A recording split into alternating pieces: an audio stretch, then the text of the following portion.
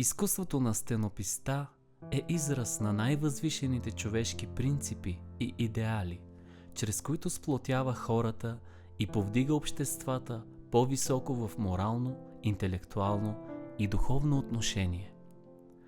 Тъй като приложението на стенописта е основно в обществени пространства, то перфектно изпълнява функцията си, имайки силата да обединява и да създава един общовалиден език, който се състои от общочовешки идеи и ценности, изразени във форми, образи и цветове.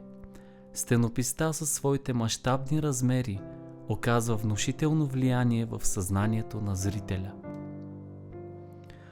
Изобразителните изразни средства на художника могат да съхранят културата и традициите на едно общество за стотици, дори хиляди години напред, както и да предадат символика, отключваща стремеж и вдъхновение за развитие.